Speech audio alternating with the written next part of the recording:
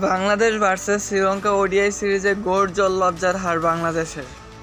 প্রথম ও শেষ ম্যাচে ভেঙে পড়ল মিডল অর্ডার, তবে মাঝখানে একটি স্বপ্নলোক কীভাবে 2-1 সিরিজে হারল টিম বাংলাদেশ।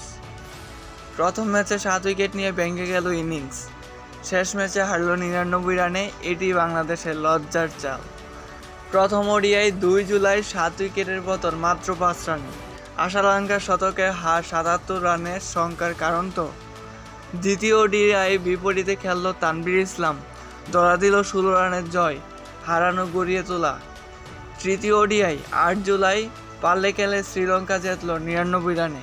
কুশাল মেন্ডিসের 124 রানের সেঞ্চুরি টিম বাংলাদেশ পুঁজি হলো গ্লানি। 3 ম্যাচের ওডিআই সিরিজ শ্রীলঙ্কা জিতল 2-1 ব্যবধানে, বাংলাদেশের জয় মাত্র একটি।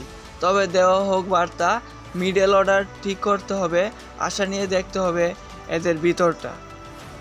এক সিরিজে বাংলাদেশের লজ্জা না, বরং এটা একটা সিকিউরিটি চেক পয়েন্ট।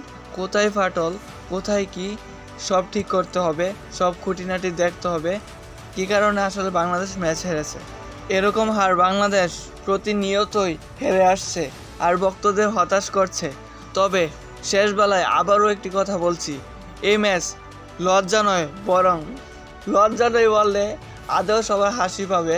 বাট কি আর করার, পরবর্তী ম্যাচটা তো আবার আমরাই দেখতে বসবো। তাই আবারও বলছি, লজ্জা নয়, এটা একটা সিকিউরিটি চেক পয়েন্ট। কোথায় ফাটল, কি ঠিক করতে হবে তা দেখার সময়। তুমি কি মনে করো মিডল অর্ডার ঠিক করতে হবে? কমেন্ট বক্সে জানিয়ে দিবা।